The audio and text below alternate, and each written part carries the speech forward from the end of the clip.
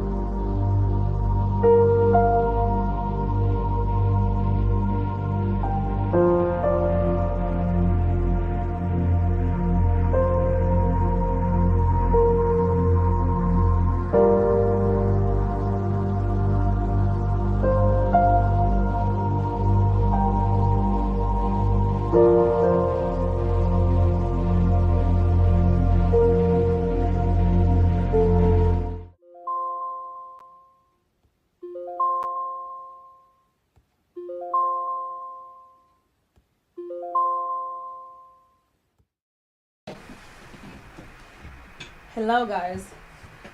Welcome to Chat with Miss D talk show. This is You live? we're live right now. Okay. Of course, 100%. All right, guys. I apologize for being late as usual, but this time it was not my fault. Welcome, guys. Today I'm joined with a definitely remarkable woman and a gentleman. By the way, I had a surprise gentleman in the building because you know me, I always need a man point of view on some things. And today we are going to talk about the remarkable journey of single mothers. And I'm joined today with my beautiful Zizi Bell, all the way from Cameroon. Welcome, Zizi. Thank you. How are you? I'm Very good. nice in headphone. How are you doing? Come closer. Can you hear me? I can hear you. Okay. So Zizi, for those who don't know you, please tell us, enlighten us, who you are and what do you do? Well, my name is Isabel from Mhm. Cameroon, Yeah. and people mostly know me from the beauty pageant Miss Afro Diaspora and also the upcoming TV show that is coming on the 1st of 1st. Oh, okay. Do you want to talk about it or is something still on the Not cover? yet. Not yet. When it comes out. Then. All right. Anyway, congratulations on that. Thank you. More wins. More wins. Yes. Hopefully. Okay, so that's Zizi. She's in Cameroon and she's been living here for About 17 years. 17 years. Yeah. That's nothing. Really? Few more years. I mean, I've been here more than 17 years. So Oh, damn. I thought yeah. that was long. No, we're Afrofin and proudly Okay. ones. And then we have Susanna. Is it Susanna or Susanne? It's Susanne, but anything like Susu or Susie or Okay. whatever. Welcome, Susie. Thank you. How are you? I'm fine too. Yes. Are you nervous? Yes. Yeah, I can tell. Don't be nervous. I try to not be. I told you, Easy like, to ignore the camera. yeah, just imagine we're just, having a cup of tea, Yeah. drinking and talking. So, Suski, tell us about yourself. What do you do? For those who Well, don't know you. yes, I come from Vasa, like Yeah. a small city. Yeah. Yes, and now I have been in Espoo, living in Espoo now for 5 years. So. Ah, okay. Wow. And you are a mother of two 2 daughters. daughters. Wow. Girl power. Oh, yeah. Thank you for coming Thank you. today. Is this also, you have a son, I right? have a son. You have a son. Only one Yes. for now. The future, what is it called?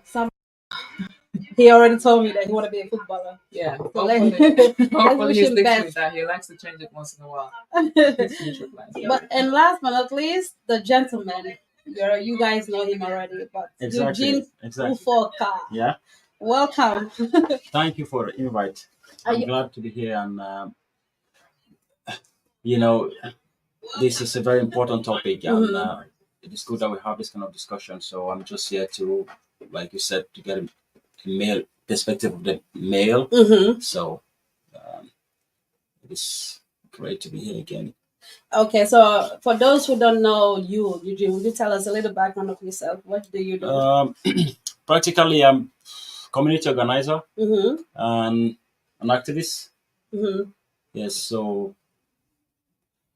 what I do, I'm in the service industry. I serve. That's what I do. Like if I would say in my own word, like I serve people.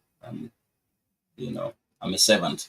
So basically, he's very modest. Ladies and gentlemen, here we're having an angel of change. And you have to embrace who you are. Yeah, but And that's I'm not bragging at all. That is not bragging. That's like modest bragging a little bit. Okay, guys. So we have Eugene, and then we have Suski, and then we have Isabel here on JC Radio. This is on Chatwithmissd, and today's episode we are talking about the remarkable journey of single mothers. Are they modern day superheroes? Before I get into the question, I would love to hear from Eugene here. What do you think about this topic? Are single mothers modern day superheroes? What's your take on that? Well, I think that it's a very interesting topic. It's a very relevant topic Yeah. to have. It's very good discussion that we need to be having as a society. Mm-hmm. And I think that you are doing a very great favor to bring this discussion because some of the things that we always talk about, we never come out to talk about it in public. So this is one of those. So I think that, of course, it is great thing to be a parent, and it is great thing to be a parent that you are together with a spouse or whatever situation, or to raise a kid is great. But when you look at the global dynamics of the world, that the women are kind of the people that have been historically been oppressed by the men.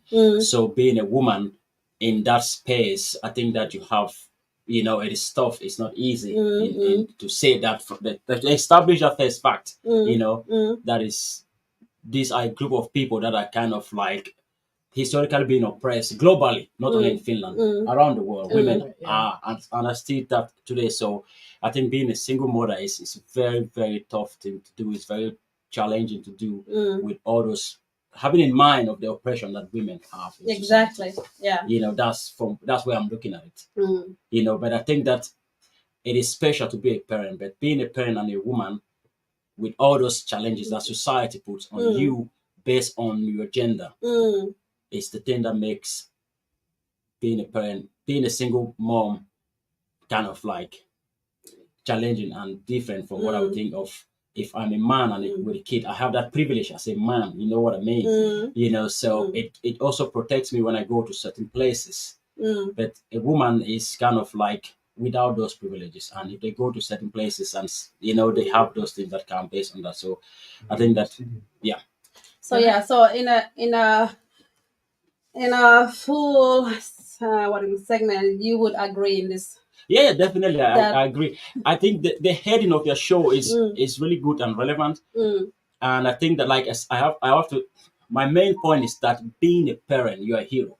Everyone, that's my main point.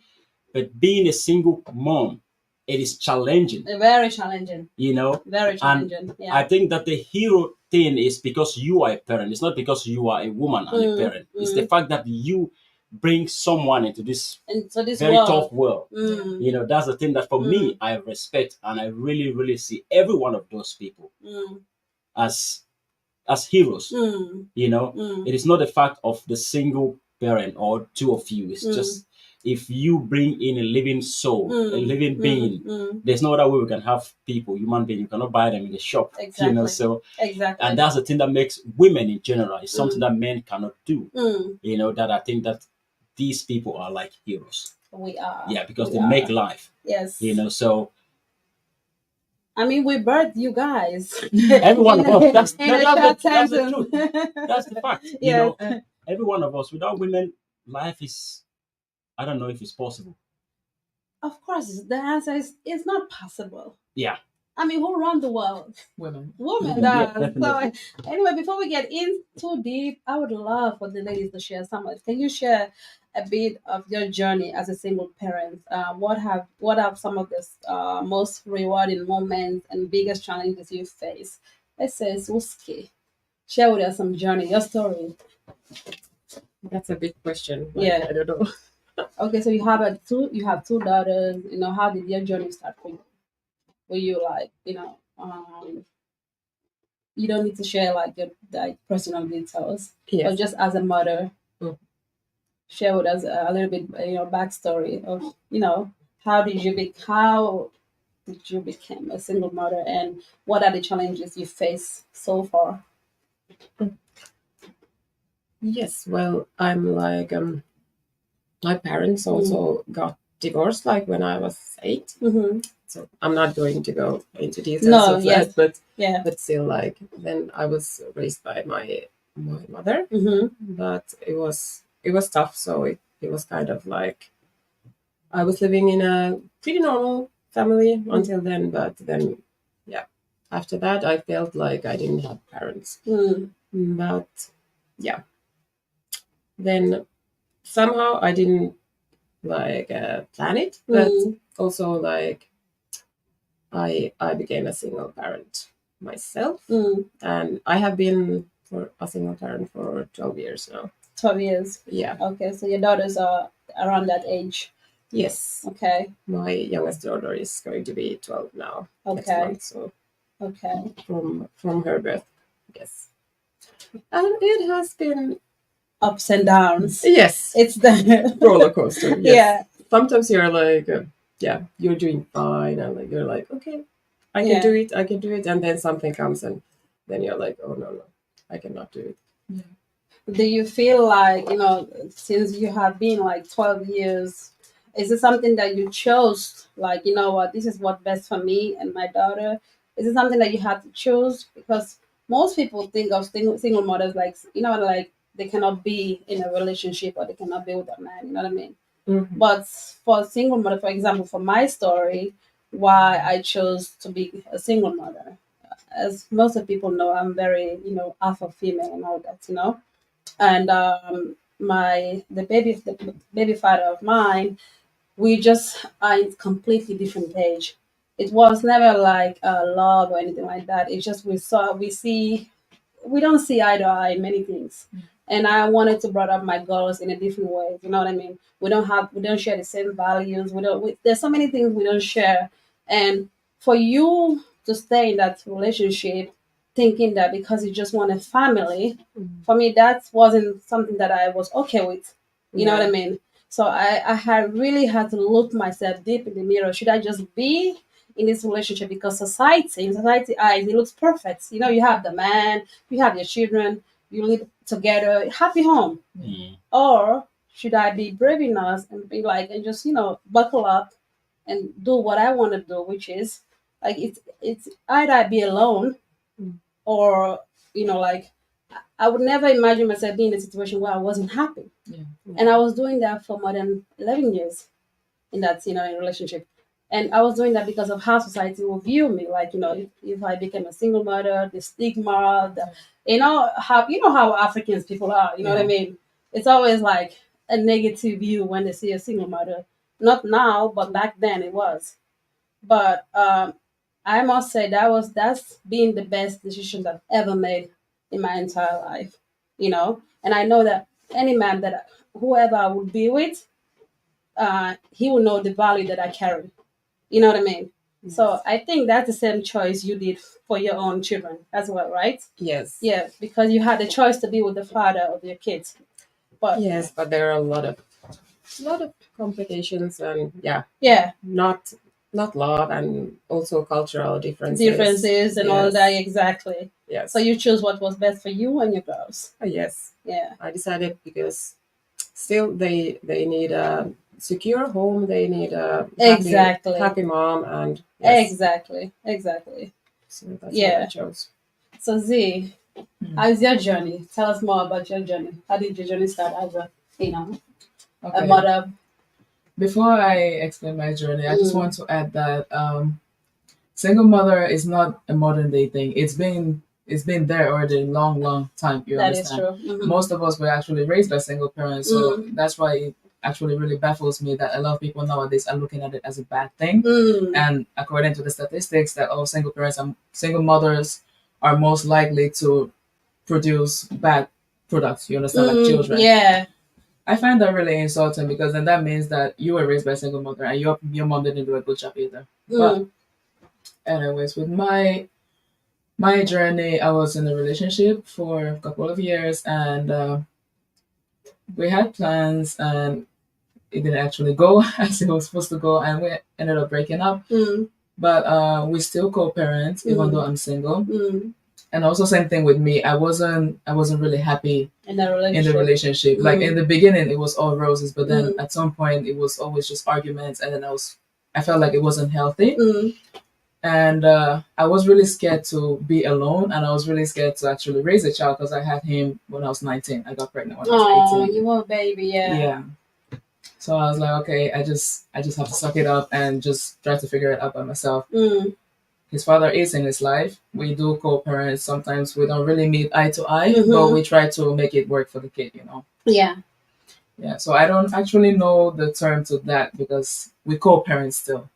So you, It's still like, you know, there are different levels of single mothers. You know what I mean? There are Yeah. just like there's some levels like the father is not at all in the kid's lives, and there is a level like which like co-parenting. yeah. So you have the same also like you're co-parenting with your significant. I mean, Yes. Mm. Now. Yes. Yes. Now. Before, like, so before I don't it's- know what's the term, but in Finnish we call it like totalyksinhuoltaja. Yeah. Yeah. So Yeah, I used to be that, but now it's like every second weekend or no, not like that. But like they see sometimes. But I have been relatively okay. by myself. Okay, so so that's like the definition of what you could call like you are definitely 100% in charge of this kid's life. They see him whenever you guys decide, right? Mhm. Yeah, that's what single mother is about. And Zizi just shared with us her story, which is more related to mine. I would like to know, Eugene, after hearing this lady's stories and mine, what's your take on this? Because we had a discussion earlier that you were also raised by a mother, your mother. Yeah. Tell us more about that. I think this is a very, very educative moment for me being here listening to you guys. Mm-hmm. It resonates with what I have heard from my own mom. And she is not your age. She's someone who was born in the 50s, Yes. And so I think it is like I never realized, how difficult that is. But sitting here and listening to you guys, it just hit me, that you are talking that you have to make this very difficult choice. Yes. That was the best thing for your kids. Yes. That's not easy. It's not. It's not an easy decision to make. Really not. So I can imagine my mom also, who was in the same situation, that she wanted to work, but the culture back then didn't allow women to do work beside housework. And she decided to say, okay, this is the way I'm going to go for my own self with my own career. And she moved on and she took us. So that was not easy back then. It's the same story today. Not like she didn't like the life she had there, but she just made the best choice. And when I look back to that, the fact that she took me and took the family out of that environment, I think is the best thing ever, because I end up growing up in a very different place with different cultures. Yes. I end up being very educated. I have the best childhood life I could wish for. That was because she left the place where she was and she came with us to the city, I would say. So listening here, like, it's the same thing, and it just hit me like, wow, that must have been a very difficult time for her to decide to make that move, leaving behind not only the person that she was with, but family and friends. That she was thinking about the future of her children. It's always, especially as a mother, when you will become a parent, you forget about yourself, and your first priority, number one priority, is always going to be your kids. And especially if you're in that relationship where you have experienced violence or stuff like that, you're prioritizing your kids, because when the kids grow up in that kind of environment, what do you think they're going to become when they grow older? The same product. They're going to, exactly. Yeah. So if you want a better product, you got to make better choices. I'm not saying that everybody should become a single parent, you know what I mean? I'm just saying that make sure that you do what's best for your child. And as you were saying, like your mom, especially your mom back days, she did not have the support system that we have, you know what I mean, in Europe here. But still, she decided. That's why for me, my mom is the first person who taught me activism, because her action was defiant. Look at that. She didn't conform to what society expected her to be as a woman. Exactly. In that time. Yes. In the 60s, it's not easy. No, time. it's not. It's a very tough time. It's not. And she's like if I want to think about feminists, she's the first person I think of. And she taught me then, that this so-called gender disparity that some people think that a man can do more what a woman cannot do that's not fact. It's not true. No, it's not. Because she did the best job ever I will ever look at and think, like she did it alone. She worked, she made sure we have food, clothes. Every single one of us went to college, to school, to university. Wow. One single woman in Africa, in the times when it wasn't easy. Wow. How many are you guys, if I may ask? We are 7. 7. Yes. Look at that. So you can look at that. I'm the youngest, Look at that. So when I look at those things, there's nobody who taught me how to work hard than my mom. Wow. There's nobody who taught me the principles of like sacrifice and standing for those you love. It's my mom. She taught me everything. I saw it with her lifestyle. Can I ask a question? Yeah. Yes. Since you're a man, you were being raised by a single mother. Do you agree with the fact that a woman cannot raise a man to be a man? Because I've heard that comment a lot. Men always say that women cannot raise a man alone. This is a very significant question, but here's a man who was raised by a woman. Yeah. And he's just preaching, telling you guys what he has achieved and all this kind of stuff. You know what I mean? I think there's this kind of toxic masculinity that we sometimes see out there in the streets. You can say that again. In the places people talk about those things in that way. I think that we need to raise people, human beings, in a way that they need to have certain competencies. One of them is emotional competence. And this is the place where some people think that being a man, you have to be tough. You don't have to show emotions. That is like toxic masculinity to the highest level. So even when some of us were growing up, we were taught that, if you show love is weakness. If you cry is weakness. All those things are toxic. We shouldn't be putting this kind of information to the next generation today. So I think that in that sense, I think that it really doesn't matter if it is the mom who raised the kids or the dad, but raise the kids with values and virtues that society of today needs and wants, and which is love, caring, and being a nice human being. So by saying that, it means that I don't buy that school of thought that women cannot raise men because the women are they will not be like this emotional part. This is about emotions. This is where the discussion is. This is where the problem is about how the kid is going to express their emotion. And I look back today for myself. Most of the challenges I have as a person has not been because my mom raised me. They have been also because of the things that society just put on me as a male kid, not necessarily caused by my mom. Exactly. And one of my strongest strengths is the fact that I understand emotions also because I grew up in a place where I saw my sisters. I was the youngest. I have 2 brothers, 4 sisters. So it was like there were more female energy and vibe around. I know how to dress well because my sister taught me this thing from the beginning. I know how to keep my hair as a guy because my sisters were the majority. All those things. So these are good things that I got from them. And I don't think that is anything bad if that is something that is very important in my life today. That I'm the person that I am today because of those things that I learned from the women in my life. My mom and my sisters. Exactly. And I feel like to answer your question, it's the women are different. Parenting and single mothers we're different in different ways. You know what I mean? So there could be some mothers who are not equipped to become a mother. So that therefore they will raise different kind of products of children. So Eugene was raised by a strong, powerful African queen. I bet she was educated too. No, my mom didn't go to school. Imagine that. She didn't go to school and she put 7 of you guys to school. Yeah, this is the thing, like I'm saying, like this discussion is very important and it's very close to my heart because my mom was born in a family where the dad didn't saw the necessary need to send them to school, the females. So they sent only the male child. So she went to school just to like primary 3.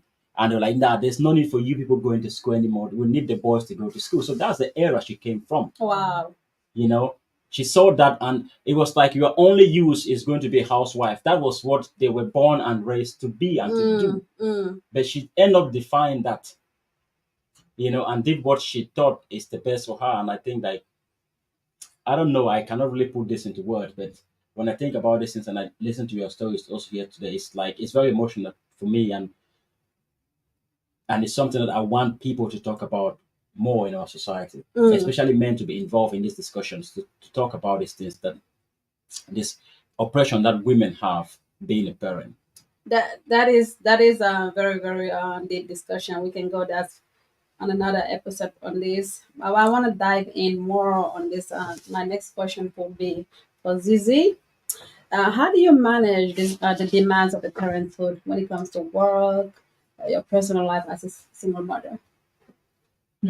How do I manage? Yes. I just take it one day at a time because I'm a kind of person I tend to really overthink like my future, how things are gonna be for both I and my son.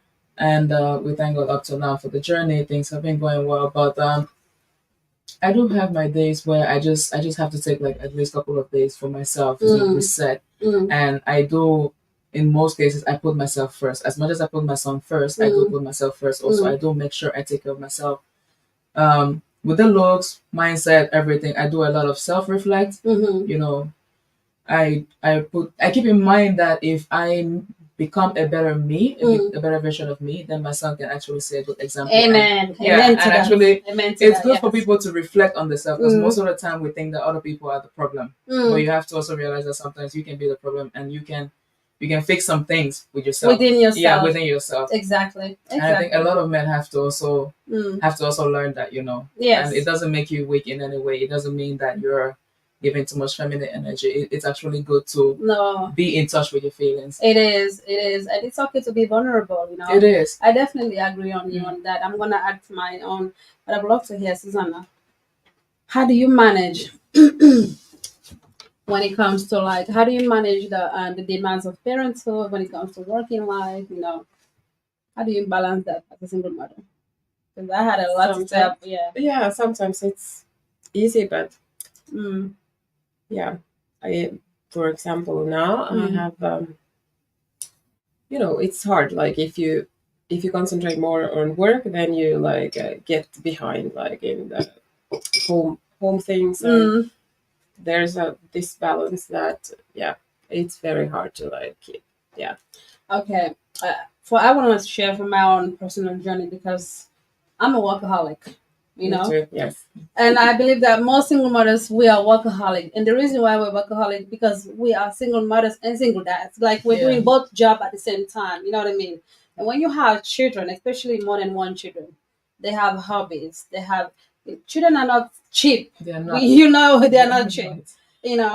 And I definitely give applaud for all the mothers, single mothers mostly, or single parents, because it's not like we love to work, but it's just that we have to. You can't afford to. Yeah, you can't really afford to just be, you know what I mean? And I don't love, I cannot be at home and just feel sorry for myself, like, oh, I have this, I have that. You have the opportunity to work and make something out of your life and all that. So for me, how I balance my work life as a single mother, I just think of the goal, the end goal. Yeah. Where do I want to see my children in the next 5-10 years?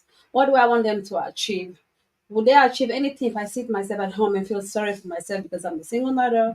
Or would my hard work pay off at the end of the day? You know what I mean? So as a single mother, I just feel like the work just keep me more ambitious and more focused on like where I will see my children because they're thriving. Yeah. Chelsea, my oldest daughter, she's good at basketball, and every time when I see her and how proud she's making me at school with the basketball, it just makes me grind more harder. Like, you know what I'm doing right now, okay, I might not spend every day, like 24 hours with them, but at least that hours that I'm spending at work, it's for their future, So as a single mother out there, if you are feeling guilty, because we all have that guilty feeling where we have to leave our child for a daycare or with a friend or a family member just to make extra change, because I'm battling with that, especially when I work at night, I feel bad like I'm not there with my daughters to put them late night to sleep.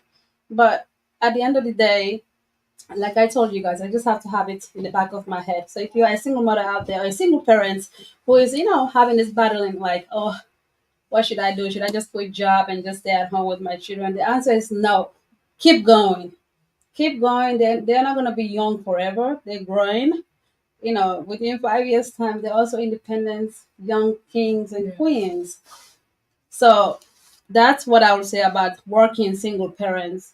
And there are a lot of Finland here. There are a lot of single parents also who are not working, who are succumb with this killer situation. I want to know what you think about that, Eugene.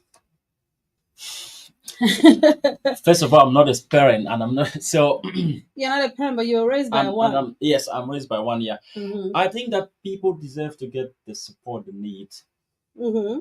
to to be their best self. And I think that any kind of support that people need, if we have a system in society in place that is meant for that, then they deserve to have that. So when I see people have I work in the social sector myself. When I see people have this kind of attitude against or towards social support people, I don't understand that, because the point is we are trying to support those who are struggling so they can come out of the struggles and tomorrow join the big labor force and we all work and pay taxes. I get that point.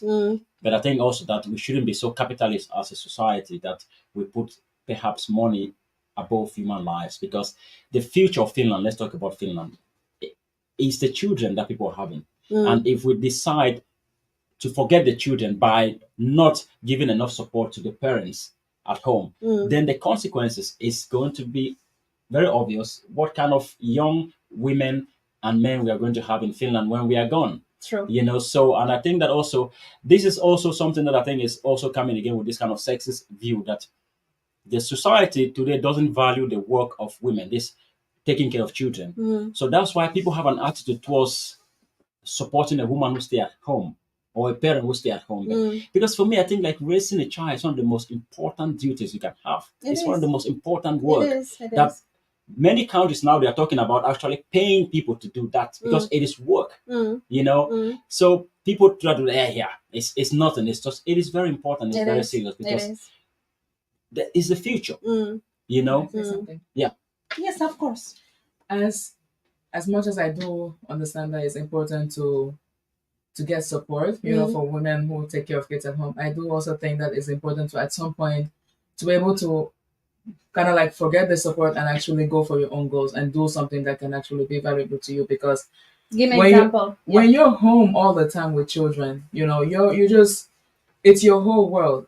How I say it, if I would have just been like a stay-at-home mom, which I don't mind, but at some point when the kids start growing and they have their own life, they have their own activities, then you will sit down and you'll think like, have I actually done anything for myself? You dedicate your whole life to them. Yes. And it's not wrong either, but then I think I would feel guilty at some point, like, okay, I should have probably done this also while being there for my children. I should have actually gone after my own dreams also. Yeah, I understand your point of view on that. Yeah.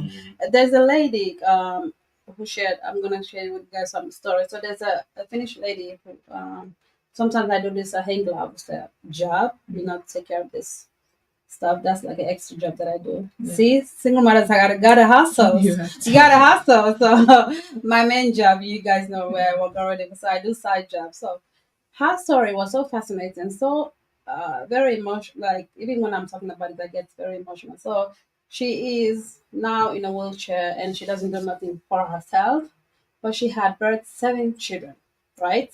And she has 17 grandchildren. Just a moment.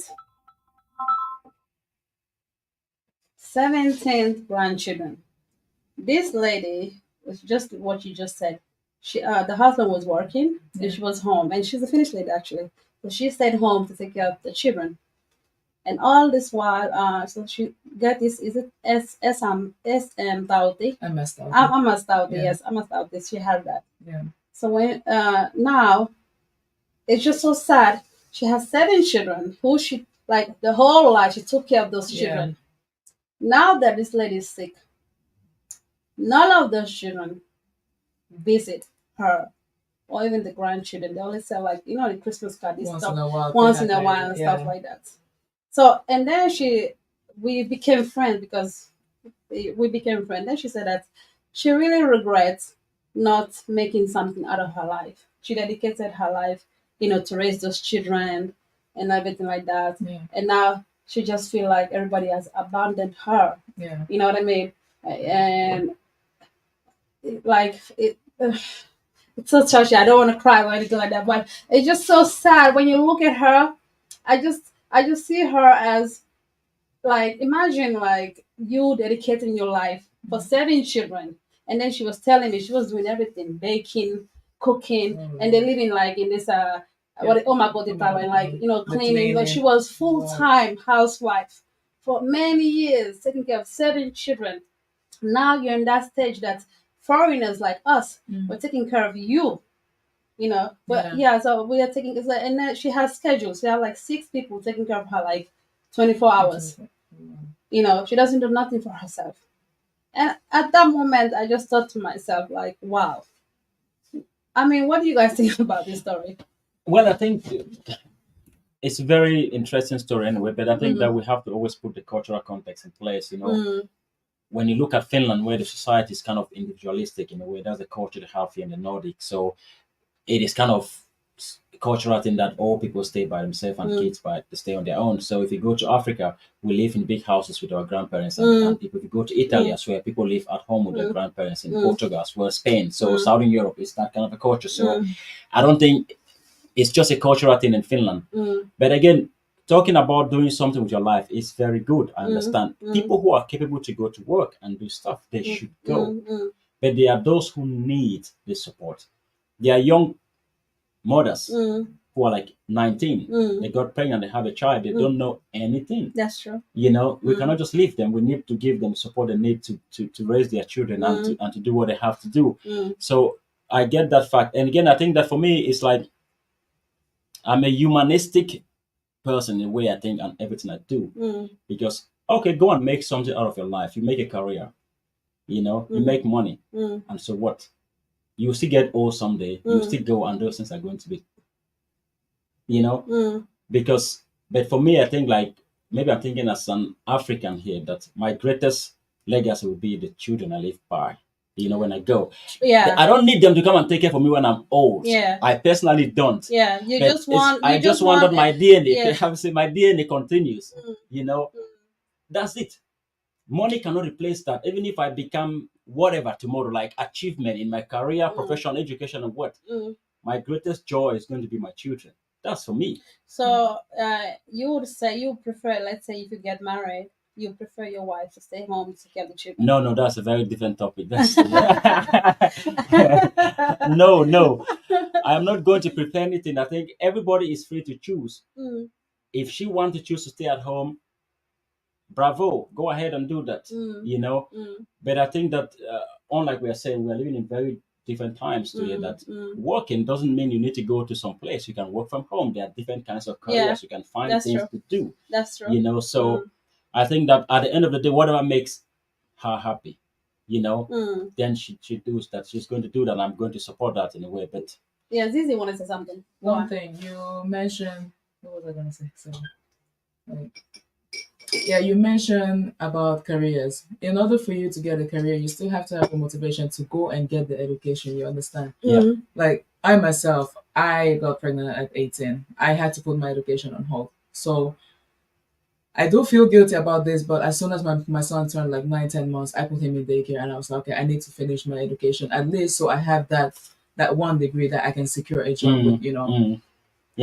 You should get the support in the early stage, but not get really sucked into it. You actually just only rely on the support, because at some point the support might not be there. It might not be enough for the next thing that you want to get. You understand? That is true.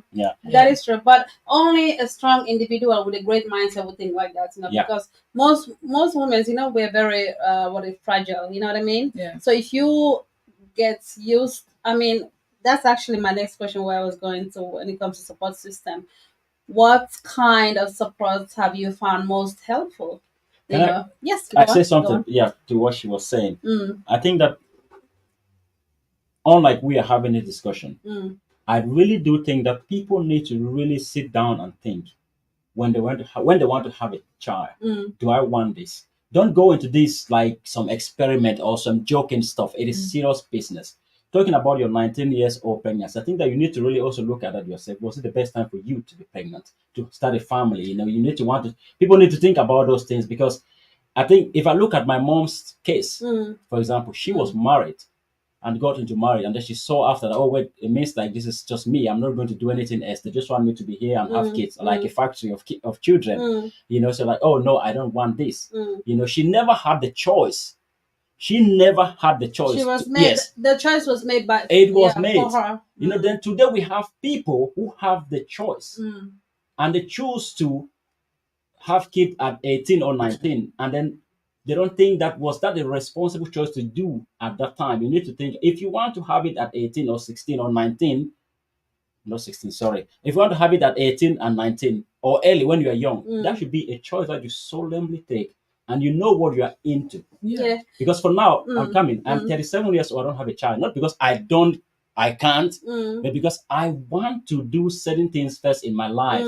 Then I open that chapter. You know what? Yes. No, I actually agree with you. And to be honest with you, when I had Chelsea, that was definitely not, you know, I did not plan to have Chelsea. I mean, at that age that I had her, you know what I mean? Or even plan to have children. Or even plan to have a child without like getting married and all that. Because we all have that fantasy. First, you know, date somebody and then get married and then have a baby, right? But sometimes the plan doesn't work out. That's why, you know. Chelsea, she is a beautiful mistake. You know what I mean? I would say. So it was a, you know, I wouldn't call her a mistake, but you know what I mean? She wasn't planned. It wasn't But she's here now and she's a blessing. She's been a blessing for me. Plus her sister also. So sometimes that's how I plan my life. I plan to get married, find myself a nice guy and everything. But sometimes it just doesn't go according to how you plan things. Yeah, because I really think that in today's society we have all kinds of birth control things. There's all kinds of support that is available. People should really plan. Definitely, and I absolutely agree. People with should you. really plan, because I absolutely growing agree up with as a kid from a single parent home, it wasn't easy. It wasn't fun, and No. I don't want that for my own children as well. I wouldn't even want that. I wouldn't You know? even want that for my own children either. That's the point where like I really need to plan this. Yeah. But of course, I can plan all I like. I can go into that if fail. So, and then I'll take that new reality. You know what I mean? Yeah. I understand what you're saying, that you can plan, the plan change. But we need to be cautious. Yes. We need to be aware of this, that we are going into something serious. This is serious business. It's next level thing. You know, it's like you put your grandma pants on, you step into that place. No, but you're right. No, you're right. I see many young people have many cousins, younger, you know, extended families. You know, they are just repeating the cycle today. Yes. You know, that there's everything available. My mom didn't have, her sisters, all of them, they didn't have any choice of what happened to them. That they were just, but then we have they were today, just succumb to the situation. Yeah, we have young women today who choose the high life, you know, drugs, alcohol, and party and whatever. Yeah. And young men as well. And then they produce children in that process. Yeah, that's true. And then they turn out to like, oh wait a minute, I wasn't ready for this. Yeah, they start to blame everyone else. But yes. it is. I mean, if you're listening out there, please, you know, as Brother Eugene was saying, you gotta like, babies are not cheap. They are not cheap. They are not cheap, you know, and it's something that you really need to plan. If I would go back and if I would go back in time, you know, like say, would I change things? Now that I know what I have, I wouldn't change, to be honest with you. Me neither. You know what I mean? Because imagine my life this age, not having, you know what I mean? Like, if I would have been go by the book, okay, you know, got married and that. Sometimes maybe I would never have a child. Yeah. Let's be honest. You know what I mean? Like my situation, we lived together. We did plan the whole marriage. He did meet my family and all that. But then once we were in a situation that I was pregnant and the baby was coming, it just seemed like the arguments never stopped, and it became very, very toxic household.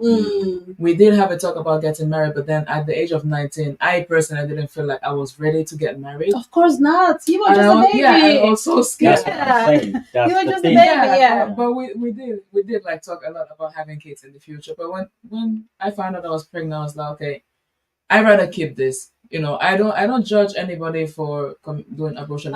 Yeah, but I know it would have hurt me, and I know the journey was going to be difficult. But this is what I did, and I have to own up to it. You know, and take my responsibilities.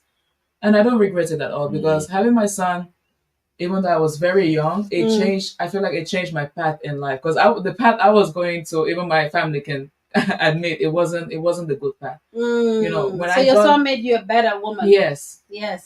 Through him, through being a mother, I found myself. I got to better myself, get the self-confidence, because I was very like inconfident. I don't know. I doubted myself a lot about everything. But knowing that, okay, I've had this journey with my son, no matter what has happened, we still have a home standing, things are still okay, and I'm still living and I'm still waking up every day, you know.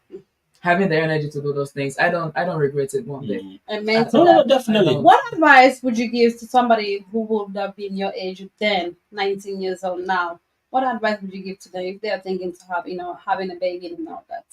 At that age? Yeah, at that age.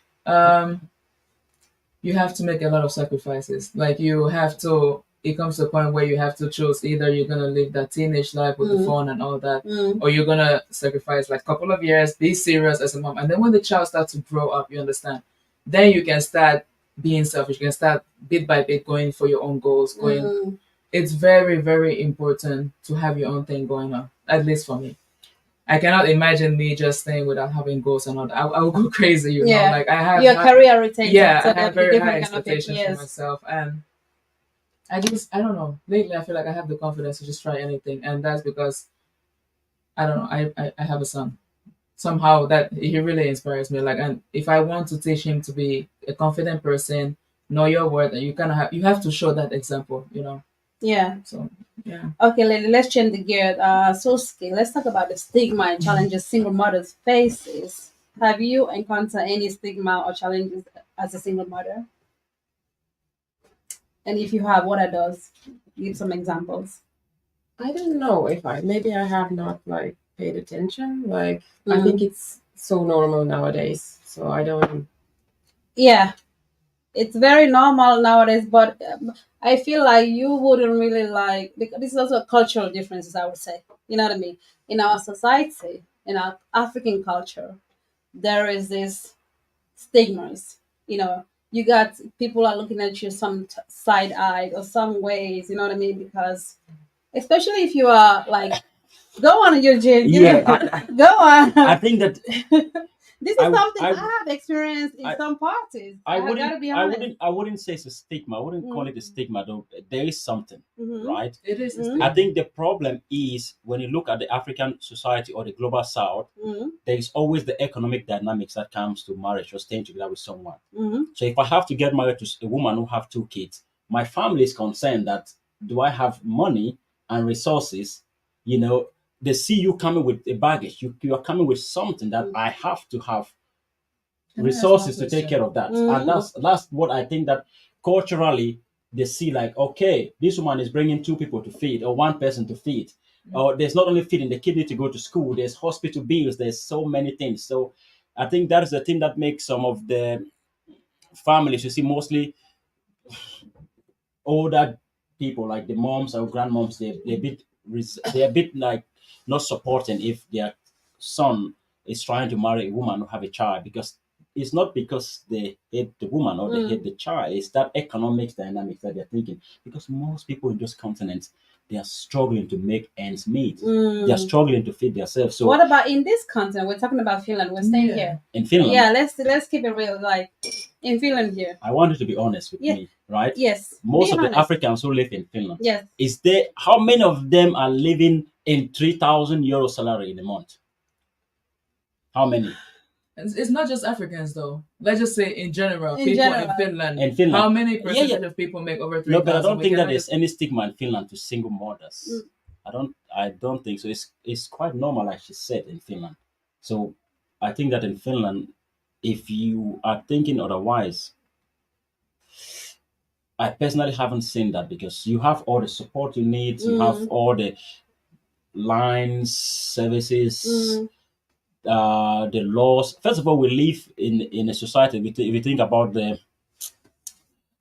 West, the divorce system of their laws is very protective to women and children. So if I divorce my wife, the chances that she get the custody of the children is quite higher than my own in Finland or in the West. You know, before a man is going to win custody from for their kid over a woman in the West, it means that woman is really a psycho. You need to be really crazy, before they give that man 100% custody, excluding you from that. True. Because the system already by default is protecting the right of women and the children, and I like that, and I like that. So I don't think that in Finland, I haven't personally felt or experienced a situation where a single mom would be. You haven't experienced because Yeah. you're not a single mother, my Yeah, love. exactly. You're not a single Exactly. mother. Let me ask the single mother side. Exactly. Susanna, please tell us something. Like any stigmas or challenges you faced, while raising, especially because your children are, like they're mixed, right? They have from a different country than you, and also Moroccan. Exactly, half Moroccan. So tell me more about that. Because I'm pretty sure, like in Finnish society, you have, you've got the look or whatever. I don't know if it's some racial, that's a different kind of stigma, especially when you have a child with not Finnish person. Yeah, I think like because I'm from a small city, so like it was like one time I saw a person that I knew, and then I think like she was thinking that I am my sister. So then she said something like, "Yeah, what is like your sister like with this Moroccan man or something?"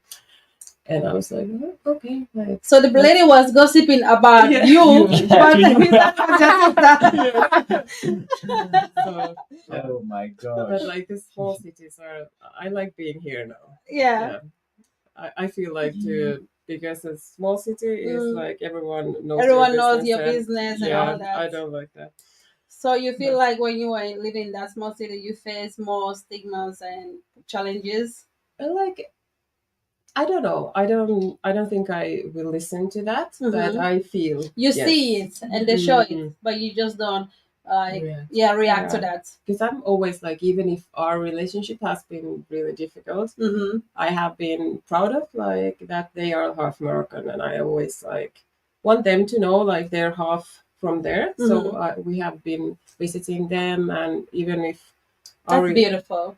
Like I see it as a blessing that they have the two cultures, and yes, I'm really like blessed to have a family also there. I see them really like close to us, and so yeah, I don't know, like my daughters don't speak about it like so often, and they are like, I think they're proud also that they're Moroccan, like they don't hide it. Like if I see them, their Instagram profile, they have like Moroccan flags there and everything. So I'm glad. I don't think they have any challenges or because it's very international here, and like Finland has become very international when it comes to biracial, and we're all one. Yeah, and I think like when you have your attitude, like you're not hiding it. So I think probably they will get it. Like that is so true. Yeah, that is so true. It's all how you carry yourself. Yeah. Zizi, what's your thought on that? On the stigma. Challenges. Tell us, Zizi.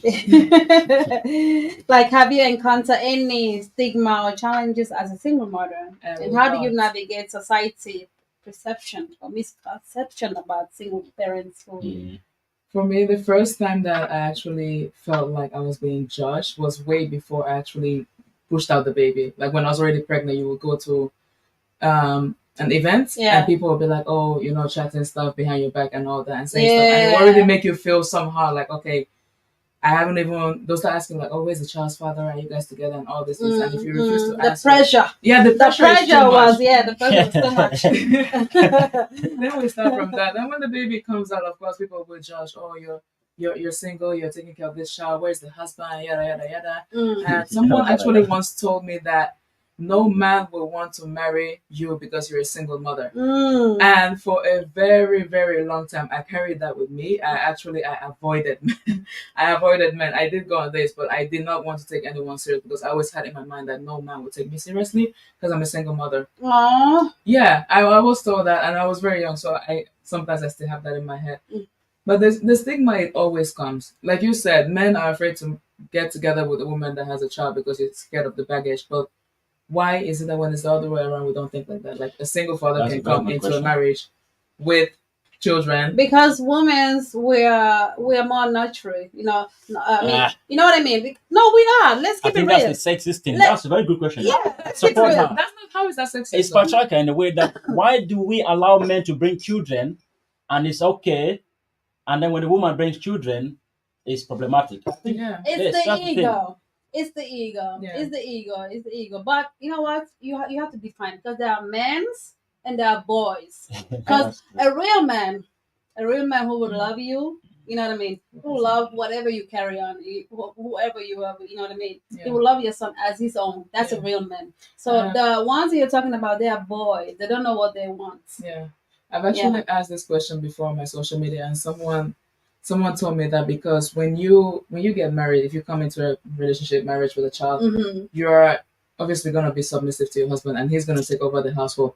But the same thing when a man comes with a child, you as a woman, you have to take over that motherly side. You understand? That's true. That nurturing side. So we're both giving us something. So why is this looked at such a bad thing for a woman to come into a relationship with a child?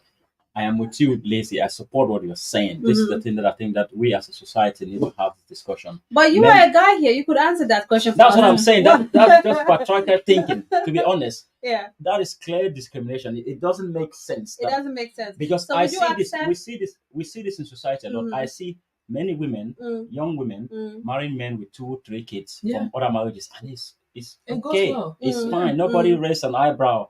But if you turn that thing around, let that woman come with 1 kid, and then you see people have an attitude. I don't understand. But you know what? I gotta keep it real with you guys. I used to be that person.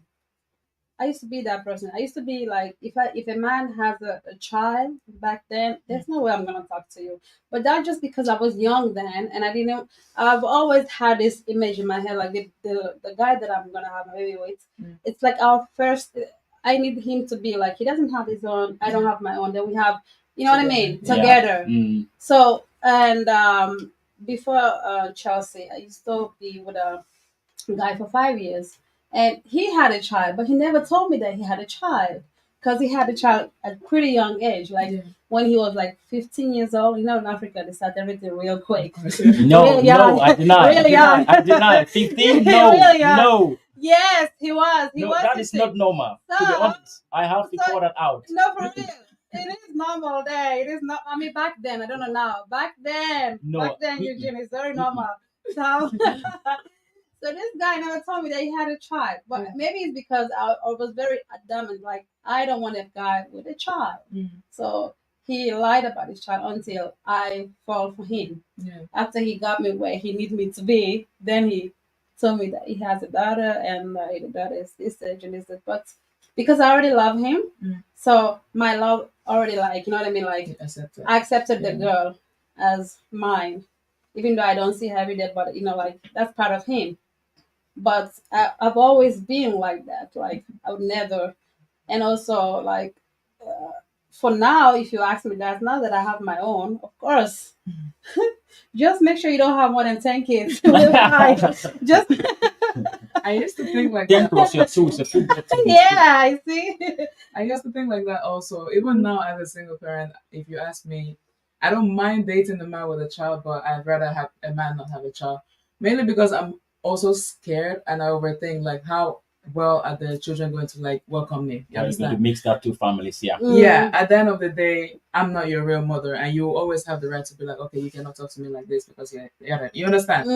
So I don't know. I think, and the older the child is, the more you can have a real conversation with them, and they're going to be very straightforward with you. You know, this is the reason why and why and why. True. So yeah. True. That's my reason. Yeah. Okay, guys, for those who just tune in, we are talking about the remarkable journey of single mothers. Are single mothers more than superheroes? So we have been talking here about, we share some personal stories and how we're navigating single parenthood and all that good stuff. And also we talk about support system, which I haven't got Susan or Zizi. Like, what kind of support have you found most helpful when it comes to single parents? Family and friends. That's like, for me, that's the biggest support system I've had. Yeah. Number one is my mom, because she, no matter how much I panic, she always somehow has the magic words to get me to get back on focus, And there's always this saying that it takes a community to raise a child. It takes a village. It takes a village. It takes a village. And I have found my village, which comes in the form of family, friends, like certain people that actually have been through this whole motherhood journey with me and are still there. That is a blessing, And that's one thing that I'm forever grateful for, because my son, he has so many aunts and uncles that actually do care for him. And if something should happen to me today, God forbid, I know my child will be safe in their hands. That's a blessing. Yeah. That's a blessing. Susanna, do you agree? You also have the same support system? Well, yes and no. Like, my whole family is still in Vasa, like all the relatives. So we just came here. And yeah, but I see like I had to take like distance from my family to heal the things and go to therapy like for 3 years. So I needed that for me and for my children also, like, to heal the family things and like, yes. So I don't know, that's probably like a Finnish thing, I don't know, but yeah. And then also like, yeah, of course, now sometimes my daughters go to Vasa with the train. Now they're big enough so they can go by themselves. But as when they were like children, I think like for me, because I was all the time with them. So you didn't have that much of support system when they were growing up?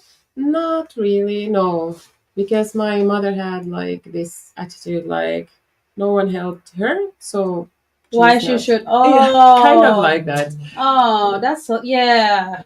So yes, that like she took sometimes the children, but anyway, like there was this thing, and then she didn't have the support when she needed it. Yes, but that could have been the perfect moment for her to break the circle. You know what I mean? If I didn't have the support system, let me cater this to you. Yes. You know what I mean? But anyway, and of course, like if you think in a healthy way, yes, you think that exactly. Yes, exactly. But I was expecting always, like, I knew that we have the family in Morocco, so we went every year there, and we spent like 1 month or something there, and the family like there, like we're seeing the children and making food and everything, and they were always like, "Now you just rest, you read your books, like I cook, I clean, I watch." That is the village Zizi was talking about. Yes. And I'm glad I have seen that. Like, yes, they are really, really important for us. And that was important for me. I was like, I could like, take time to reset. Take time for yourself and just, breathe in. Like, I have to give a shout out to my friends because Zizi, I'm so jealous of you having your mother here, and having that great support system is a blessing. My support system has been my friends. Like, sometimes I must admit, like, you do take people for granted sometimes. You know what I mean? With Chelsea, I had a C-section. It wasn't even a normal C-section. It was like an emergency C-section, and both of us, we were admitted for over a month in the hospital because we were really fighting for our lives. But I had friends who came there, who were being there for me, for Chelsea. Even when I came home, they were taking turns. When while I was sleeping, they would come and take care of Chelsea. I didn't have my mom there. My dad, he's the guy. African dads, they'll just come visit and all that. My God. I had my good friend then. Like, they were just so helpful, and I just feel like at that moment how grateful I am, because there are a lot of single mothers who don't really they have zero support. They don't have that good foundation of families or even friends. They're totally alone, so I just want to give a shout out to friends. And if you guys are listening and you guys have been there for me, I really, really appreciate it, because now that looking back, I wouldn't have made it. Me neither. I wouldn't have made it. It was so difficult. It's really, really difficult. We all need that support system. Of course, you're a single mother, you're strong. We are strong because we have to be strong. But that moment, especially when the baby from 0 to 3 months, within that stage, you need somebody. It's the pressure. So Susanna, like I don't know you that long, but 12 years you've raised your children by yourself. That's accomplishments. You should be really proud of yourself. Mm. Really proud of yourself because you could have stayed in that uh, situation, back home with your family, but you saw that and you knew that wasn't healthy. You needed to get the hell out. And I think you'll be the one to break the Yeah. cycle. You'll be the one to And she actually broke give it. that. Yeah, in a way, you break the Yeah. circle. You know what I mean? Because you knew better. You're like, nope, I'm not signing up for this. I think Yeah. listening to you guys, I just think back home that we have this. I think it's famously known in Igbo language, omugo. What is a mugo? It's The mother. yeah, it's when if I have a kid today, Mm-hmm.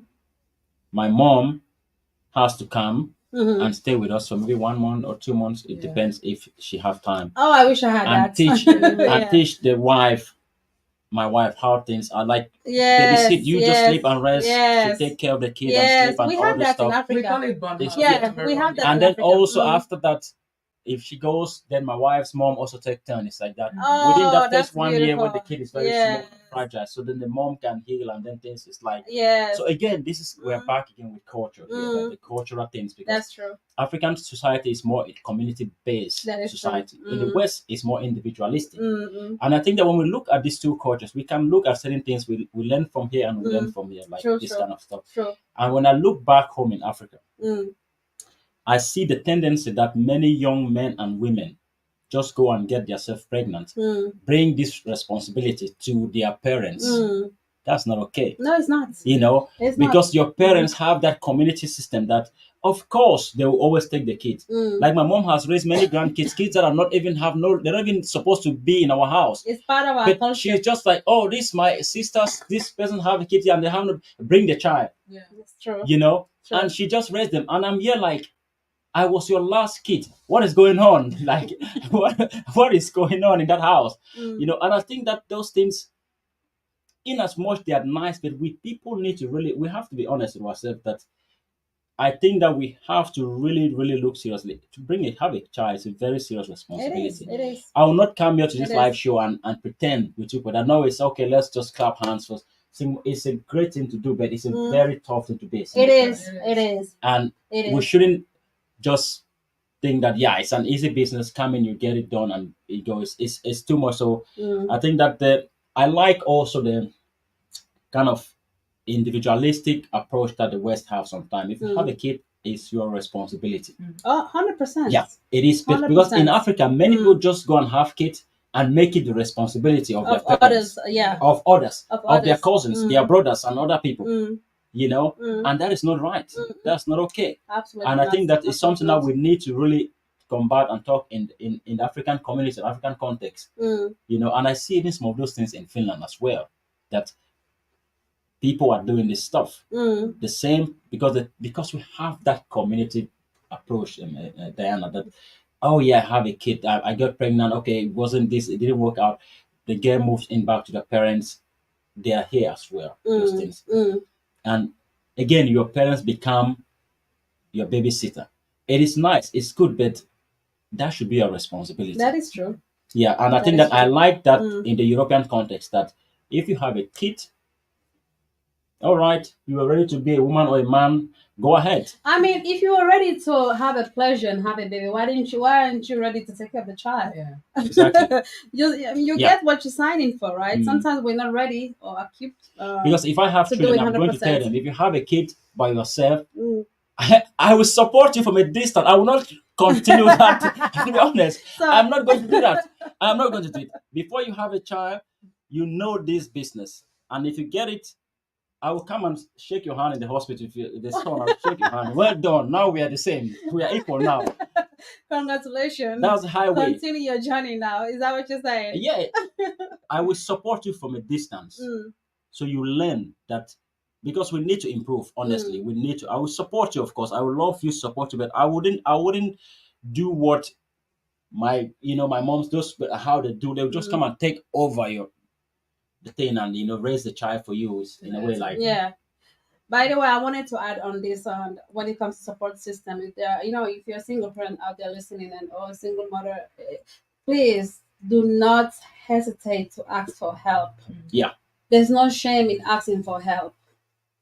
Don't because sometimes single mothers will just carry this. It's not a stigma. It's like a shame, kind of. You know what I mean? Like, I did this. I have to carry my load in a way. You know what I mean? So why should I put my responsibilities in other people's hands? It's okay to ask for help. Yeah. You know, but make sure that the person that you're asking for help is a person who really genuinely care for your mental health. Because as a single mother, we do battle sometimes with our, we all have different kind of mental health situations that we're battling with. You know what I mean?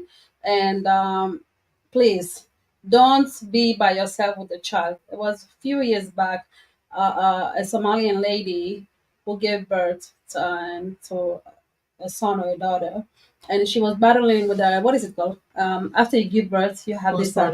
Yes, but she didn't know what it was. Yeah. So what she decided to do, she actually put a pill on the baby, and you know what I mean. Yeah. And this is a mental issue that I can't lie. I've had those thoughts. See, but not like of suffocating, but just like I had like excessive thoughts that I'm carrying my baby. What would happen if I just drop it? You exactly. You start going crazy. Exactly. Honestly. You know, and imagine somebody who doesn't have that support system. They're just alone with the child. Yeah. You know, that is why it's really, really important to ask for that help. Don't be afraid, especially with us Africans. Like, it's just like we're so used to do things by ourselves. You know, we don't need people. We have to do this and do that. It's okay to need somebody. It's okay to ask for help. If you don't trust a family or a friend, seek professional help. Yeah. Say, hey, I'm a single mother. I cannot do this by myself. What should I do? I need help. Yeah. No, they give a lot of advice. Exactly. And they actually have groups. There's always help available. Don't be afraid to ask for help. That's true. We all need our village. When I was going through that, I did have an idea that you would have that depression, but you don't realize how long it can last.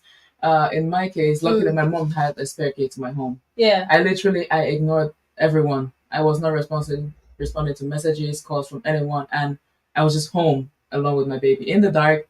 Didn't care about anybody, wasn't responding, I wasn't keeping in contact with anyone until my mom actually came to my house with this spare key, and I just broke down. And I just told her everything that I'm going through. And what were you feeling at that moment? Can you take us back?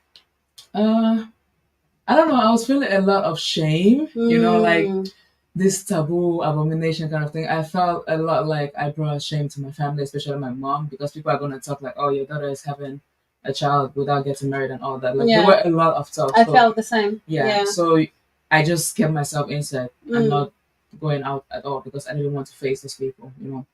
What was the thing that brought you back? You know, like, you know what, I can do this. This is not what it seems like. I had a long conversation with my mom. She raised I and my sister alone, but of course they co-parents with my dad, but he's in Africa. And basically she just told me her own experience and what I have gone through, she has gone twice worse than that. And she was just like, the only thing that kept her going is for her to see like our future be bright. You understand? So she was like, if I didn't quit, you know, you cannot quit. And she is a lot like I get a lot of motivation from her because if she can do it, I can do it also. Like true. Literally, she used to run a restaurant in Cameroon, and she would carry me in the front, carry my sister at the back, and go. You understand? So wow. It's a lot, but yeah. Wow. It helped me a lot. Shout out to your mom. Shout out to my mom. I always mention her anytime I can because that is a strong point right there. Yeah. It's not easy, and thank you for sharing your story with us. There are a lot of, and when you share that, you already heal from that. Yeah. Because there are a lot of people who are going through that, and they're not even talking about it. Most of the people you see smiling 99%, those are the people you need to check on. Trust me, you know, because everything looks good from the surface, but you never know what they're battling with inside. Yeah.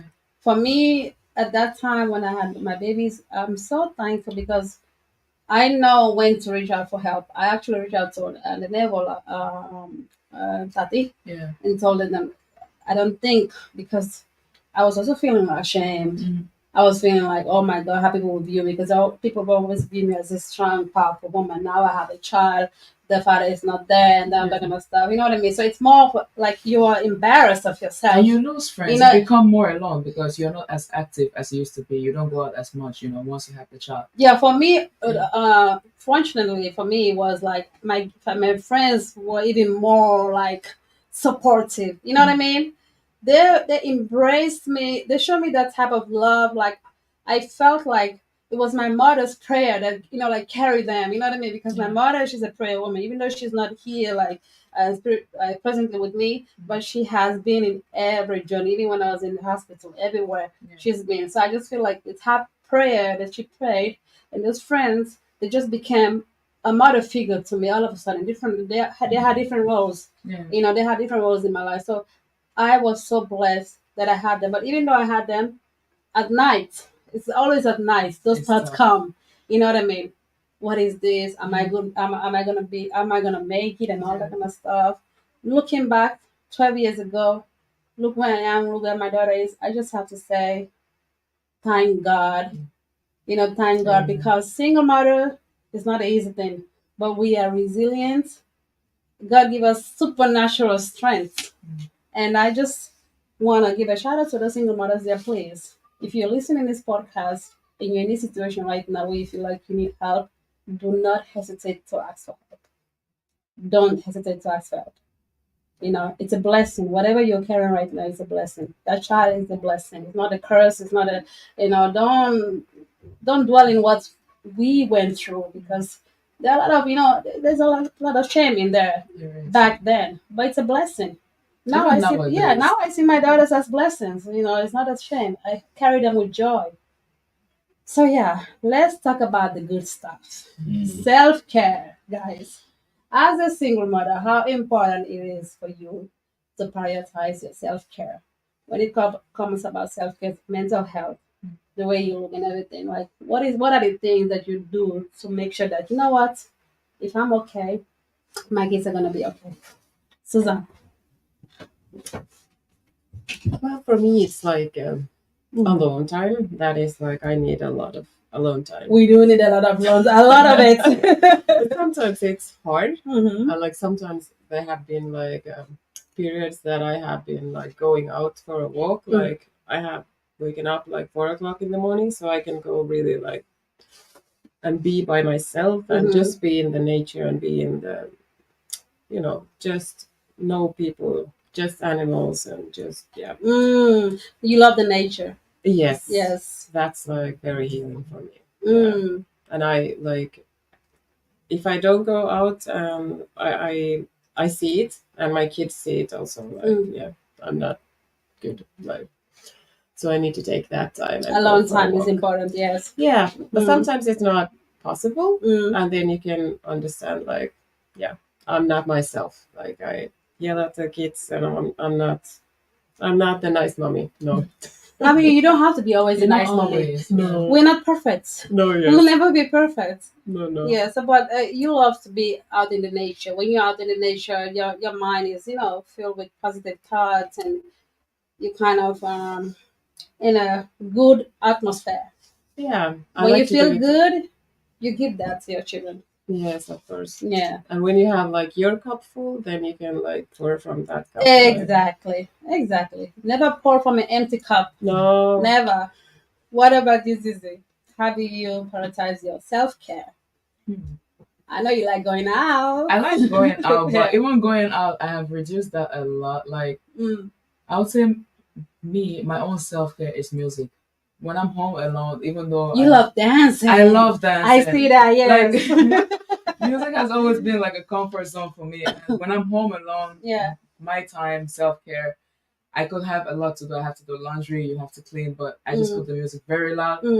It can be inspirational song, it can be gospel music. I listen to gospel music a lot, you know, and I just like to move. Yes. Once in a while, you put the camera and then you dance, and I like to watch those videos. And if I compare from when I started actually posting my dance videos to now, I see a lot of changes, both in size, character-wise, self-confidence. I become more confident. And in yourself. Yeah, in myself. And it shocks me actually, because now I didn't used to be like this. But yeah, Music is very close. Is your way of Mine, I would definitely. There's a lot of similarity in both ways, Like I love nature also. I love to take a walk and all that, and I do love gospel music. That's also especially on Sundays. Yes. That's a repeat. When you're cleaning. On Sundays, and then when I'm angry, I put gospel because I don't want to dwell in negativity. So when I put gospel, it just refers me to think about positive things. You know what I mean? I dare you guys to do that. Maybe not gospel, but something inspiring. You know what I mean? When I'm angry, I listen to very aggressive music. I feel like I have to get that out. I can go for a walk in the nature. Try gym. Gym Is whatever. the best. I just let it out. Gym is the best. Then you listen to the gospel music. Gym is the best. I do have I have a friend of mine. She's a Sudanese lady. Yeah. We were the first blacks that started going to SATs in Elysee. Yeah. She's also a mother of three, a very, very powerful woman, a single mother, and she's doing an amazing job with her children. Alice, if you're listening, shout out to you. And for us, we definitely prioritize like our mental health. So some people it's music, some people it's nature, and for us, it's just to spend quality time at gym, doing whatever, getting that extra. Being active. Being active, because when your mind is really like fresh, you can pour like Susanna just said. You cannot pour from an empty cup. You gotta be full, right? So, single mothers, self-care is definitely important. It's not selfish. Before you became a mother, you were a somebody, right? So why becoming a mother, you neglecting yourself and you become, because there are a lot of mothers who just forget about themselves and just neglect, So self-care is 100% number one key of becoming the best version of you and best version, a best mother. Because when you're happy, you give more happiness to your children, right? Yeah. But when you're sad and depressed, how can you take care of the child? You're just dwelling that negative mindset. What do you think about that, Eugene? Well, How important? I think that's quite important. Like you guys have already explained that very well. I think that right at the beginning, she mentioned that if you're happy to give that to your children, I think that's like, for me, I think mental health is very important. That every person needs to always check yourself and try to get help if they have some struggles mentally. And I think that you were talking about the lines. I think people should not be ashamed to seek for help. I think that you guys, any person struggling with whatever thing you have, and being a single parent is a lot of stress. So seek for help and try to take care of yourself. Try to take care of yourself. Absolutely. Because if you're with kids alone, I can imagine that 24/7 you have some kids at them, jumping around, shouting, "Mommy, mommy, mommy, mommy." You also have this fear, because I had a very huge fear. At some point, I was like, okay, I want to see a therapist, like open up about what the struggles that I'm going through. But then I always had in mind, like, what if they see me like I'm unfit to be a good mother to my child? And then that's so you understand?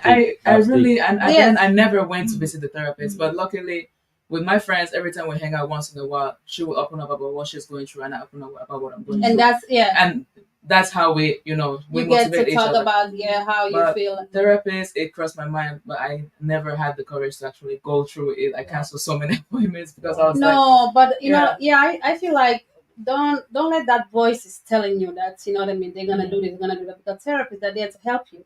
You know what I mean? And they're there to help you. And I myself, I had a therapist.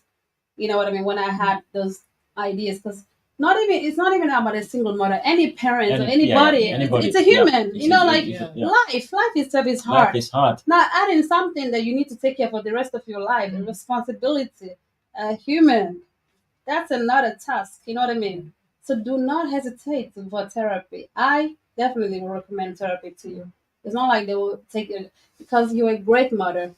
And you talking about it, you want to get help. If you don't talk about that, mean you're not, you know what I mean? You're still unsure of how you feel. And it's, like I said, help is always available. Yeah, I definitely 100% recommend that. Definitely. Yeah, and sometimes professional help is even better than to open up with a closer friend. Because sometimes, you have misunderstanding with your friends and, they go and tell you this and all that kind of stuff. You know how it is. Yeah. And so, it's not even about that if they go to tell someone else. It's that you might be unpacking a lot of stuff to someone So who doesn't somebody have who the cannot capacity handle to it. take it, Exactly. and you are transferring that Exactly. pain to them as well. Exactly. So it's good to talk to a professional Mm. in that field. And I want to say that I think that it is just like, again, I like to see myself as a very peaceful person, but I'm a radical when it comes to like this society norms and order. You have to do this, you have to do that, you have to be like this. And I think single parents, single mothers, people should really fight that, because my mom did that. Don't allow society to tell you how you're supposed to be, how you're supposed to live your life. You made your choices, and so what? Society always have those 1 million things how we're supposed to be human beings. You're supposed to be married by this age. You're supposed to have kids by this age. You're supposed to have this amount of money in your account by this. You're supposed to buy a house by this age. All those things are society. Nobody has. You have to live your life, run your own race, do your own things, your own time. And I think that's the thing that single parents, single moms should really look at. Like, try to shut your ears from what the society is saying. Because if you want to please society, you will definitely always hate yourself, because there's a lot of things in the society Are that you is listening, that is guys? against Are you us. listening? So especially against single mothers. Society have a lot of negative things. If you think that, oh, now that I'm a single mother, I'm going to be the best of the single mother according to what society thinks, you're never going to be. No, of Yes. course not. There's Yeah. always going to be the challenges. Yeah. There's always going to be the discrimination, Exactly. the stigmas, All those things. Just be the best of like, yourself. how dare you as a single mother have high standards? How dare you as a single mother You want see? better for yourself? Because if how dare I not? That's the thing. Imagine Why that nonsense. not? Yeah. Exactly. because You like are a single. You are a mother, but you are also a person. but people Young, society vibrant. will always Yes. pay only attention to like, okay, you're a single mother. How dare you want this when you're a single mother? Nobody's gonna want this because you bring extra baggage and all that. Especially when it comes to dating, marriage, all this. I actually had an interview where I mentioned that I want my partner to earn more than me. And people were like, oh, you're just looking for someone to come and to feed you and all that. You don't know me personally, and even if I did want someone like that, why is it such a bad thing? Exactly. They'll be like, how dare That's you? your own best. Yeah. Single mother, this and this and that. But if I say I want you to earn more than me, you don't know my salary range. It can even be the smallest amount, but as long as you're earning more than me, that's what I want. I think it's just those people kind of, some people they already have this, low self-esteem about themselves. So they are pouring that On others. on others, be demanding. I am Demand what you want. I stand on what Exactly. When you know what you want, because it's all about how you carry yourself. Yeah. A single mother is not a taboo, it's not a curse. It's not. You're a fabulous mother, you're a hard worker. So if you demand a guy to be, you know what I mean, having more earned than you, why not? Yeah. Why not? Anyway, guys, let's talk about some celebrating success. We have our beautiful kids. Eugene, I would love you to share about your mother and, like what are the things that you appreciate about her. Yeah. But before that, let me ask Susanna this question. What are some accomplishments or moments you're most proud of as a single mother? And how do you celebrate milestones with your children? As a mother, what are the, like?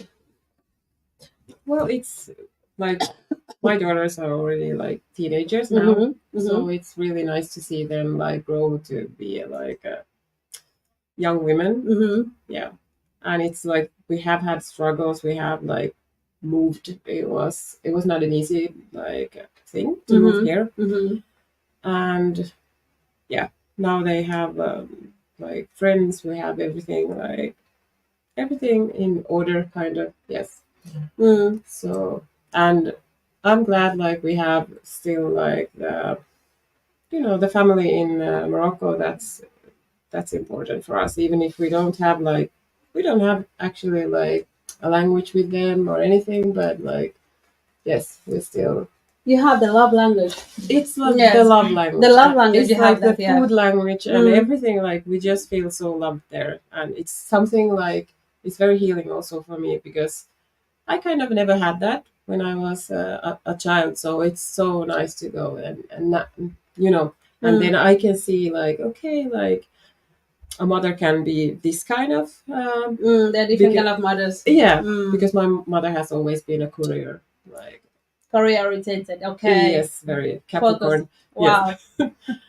So, and she's still working, like she has her business still. So, yeah. Mm.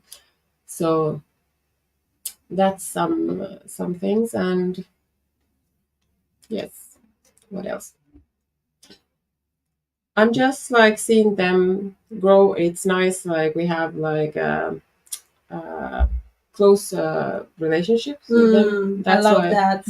Yeah. Are they like more like friends? You know, you have this mother like Well, maybe yes, a little bit more. Yes, for example, we travel with my older daughter, and but still, like I don't like there are limits. I don't want to know everything about their lives. Like That's true. you should be knowing everything about their life. I mean, they're still at that age.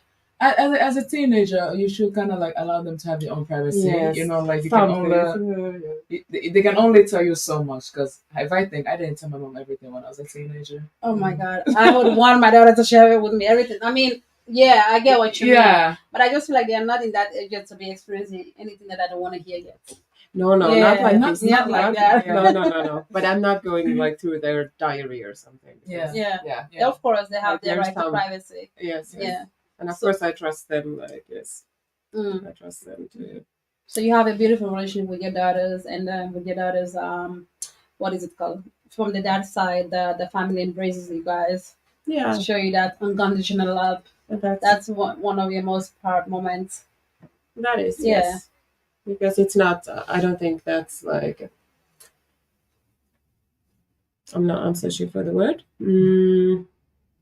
I think I get where you're coming from, because of coming from your, how you were raised and what you've experienced. That is something that you're not used to, and that is something that you wish that you could have had. And now that you have your daughters having the life that you kind of wanted, but that is something to celebrate. Trust me, that is something to celebrate, because you have both worlds in a basic way. You have your family here who love you, but it's kind of like a tough love situation. It's like it's a tough love situation, and then you have this family who you don't even speak the same language with, but they show you that kind of unconditional love, like Yeah. So that is something beautiful, and that's something to celebrate, definitely. And of course, I want to learn from both. Like I think that's the richness. Like you see the both worlds, and you already seen the both worlds. Now you know like which way you raise your daughters. Yes. You know what I mean? The way that you were raised, or the way that they're showing you. Exactly. Yeah. That's like values are very important. Exactly. Knowing yourself and how you want your home to be, and like. Yes. True. What about you, Zizi? What are some accomplishments or moments you are most proud of as a single mother? She already mentioned watching my son grow, becoming his own person. He's very smart, so every time he learns every time he learns something new, it shocks me, but it doesn't shock me because I know he's smart. He's very smart. Yeah. So it makes me really, really proud, and he's always been like a blessing to me because he's always been super easy right from childbirth, and what else? He is a blessing. He is a blessing. Yeah, I think that's the most rewarding thing to me. Like, and also he's doing well in school. Wow. He just started preschool, and the teacher already told me that he's like one of the smartest in the whole class, and they have to actually make like separate تحتمت for him. Yeah, because he's too smart. Because he gets bored in class. So like it shocks me, and it makes me really, really proud. They are preparing for us the Nelson Mandela. He will one day definitely show himself. I already seen that in him. He's a great man. They're raising a great king right there. As for me, I would say my greatest accomplishment, most proud moment as a single mother, it's just I do have a lot of great moments. I can, you know what I mean. I love the ability of not giving up. Yeah. You know what I mean? I love the way I'm so resilient, and I carry my strength like a crown. You know what I mean? Yeah. It's sorry, I'm getting poetic right now. I'm getting poetic right. You know what I mean? I just feel like I just carry, like my strength as a crown. And my daughter, Chelsea, how I see her, because I feel like I'm showing her, like, you can be strong, independent, you don't need nobody. And she's having those, what is it called? Attributes, is it? Yeah. Yeah. And the way she talks about me to her friends, and how proud she is of me, and the little things that I have accomplished, in the Finnish social media, whatever stuff, you know what I mean? She's so proud of me. Like, my babies are my, like, number one fans. You know what I mean? So whenever I hear her, like, she doesn't tell me, but she's like, Bragging. bragging about me, but she doesn't tell me that. So Yeah. I just feel like, okay, at least I'm doing something right. You know what I mean? Yeah, I'm making my daughters proud. So if I'm making them proud, that means I'm doing something right. That's one of the reasons why I also want to do more of the social media work, because the TV show is coming out soon, and I cannot wait for him to actually sit with me and be like, "That's mom on the Exactly, TV, like, that's the moment. He's always been there with me throughout the whole journey from the beauty pageant. Like, I tell him straightforward, like, what I'm doing, how it's gonna end, and you're gonna see me. Exactly. When thank you, Jim, for giving me this opportunity this summer to participate in this activist program. And then when I think that it was on MTV, that my interview, about, what is it called? I even forgot about it. Why you came for the demonstration? Yeah.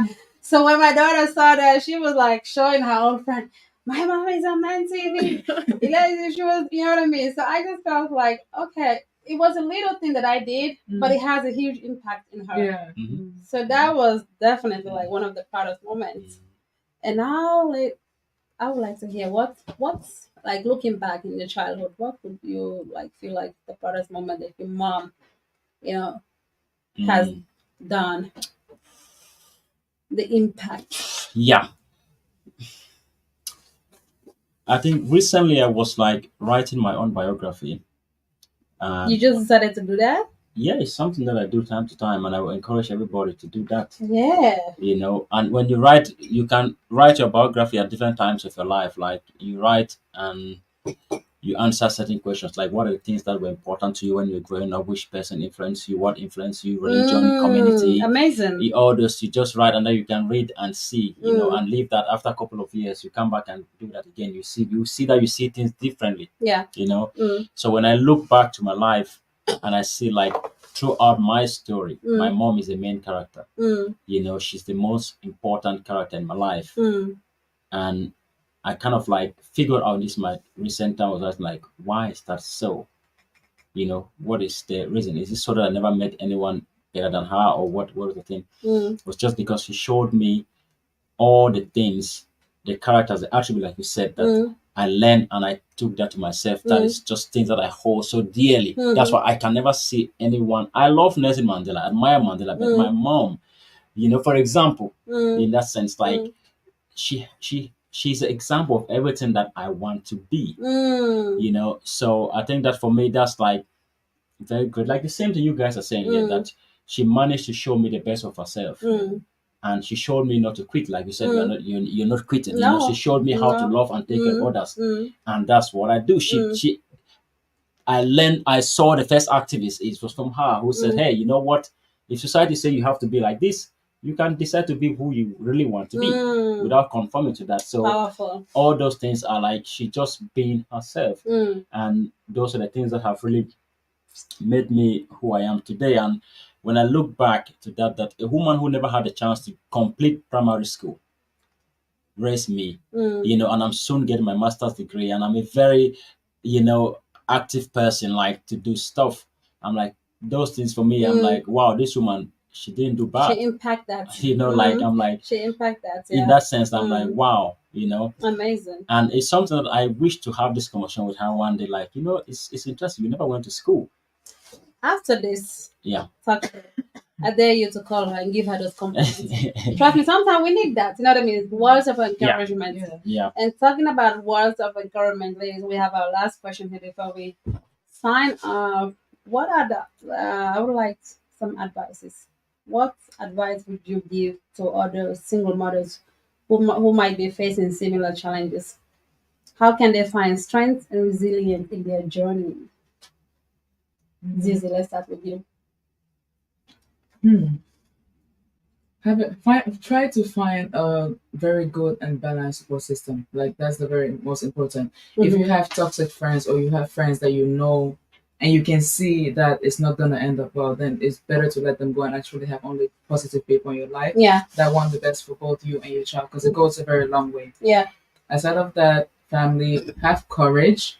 Don't let anyone tell you that you cannot do anything. You cannot do certain things because you're a single mother, or you cannot have high standards. You cannot demand or want better for yourself because you're a single mother. You know, don't focus on the stigma, and just be proud of small accomplishments because we don't realize the how far we have come until you actually sit and think like, okay, a year ago I was in this position and now I'm not. You know, Exactly. you should appreciate that. We shouldn't always only look at the end goal. Exactly. Yeah. Exactly. That's We should. It's like a stair. yeah. Focus at one step at a time. Yeah. And set goals for yourself also. Yes. Both for your kid and for yourself. I set every year, I'm like, okay, new year, I want to do this, I want to do that, I want to try this, I want to try that, you know. And I include my son a lot in most of the things that I do. Like we travel together. He loves to learn about different countries. He picks the country. I pay the ticket, and we go. And then he asks a lot of questions, you know, and he learns with that. That's true. Yeah. So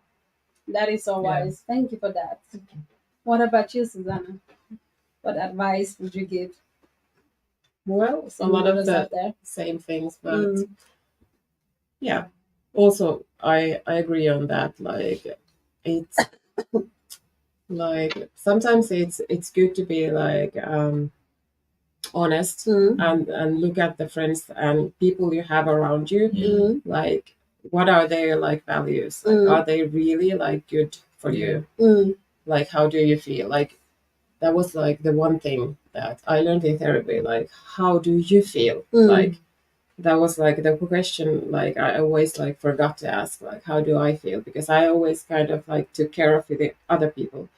And like, how do you feel with this person? Sure. And how, because your body like tells you like it like, yes. So you know, like kind of like is this person good to be around? That's true. And also like you have to be mindful of who you let into your like children's life. So yeah, definitely that's part. And when it comes to dating, there's no shame in being picky.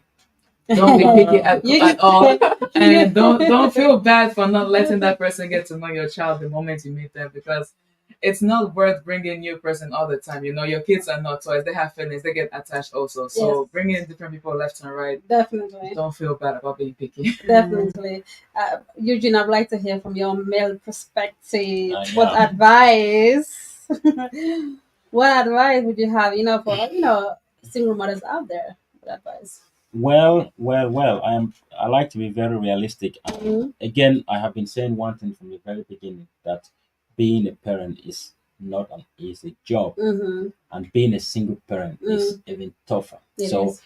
I want people out there, young people, those who are thinking of having a kid, or those maybe you are talking about those already in the situation. Like, you need to take this seriously, because it is a very serious responsibility. Because I care so much about the future of the child you are bringing up.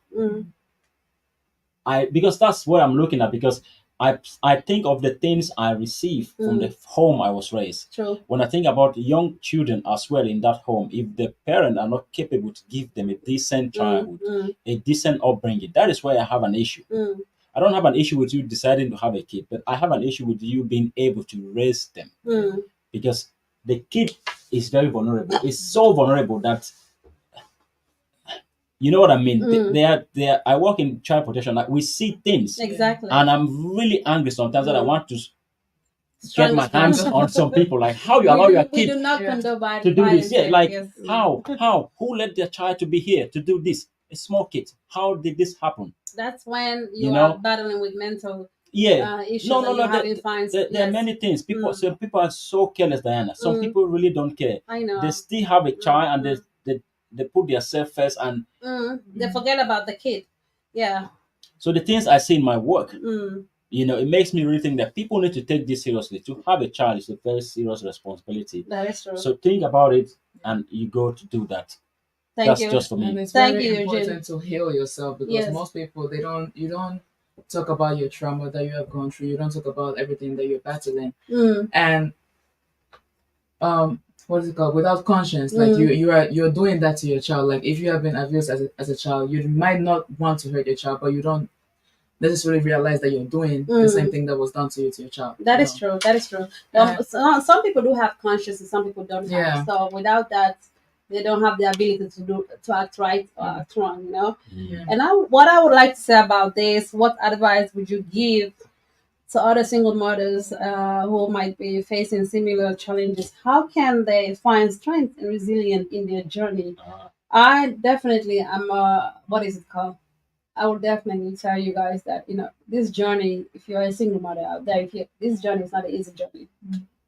And how do you find? How can you be resilient and have strength?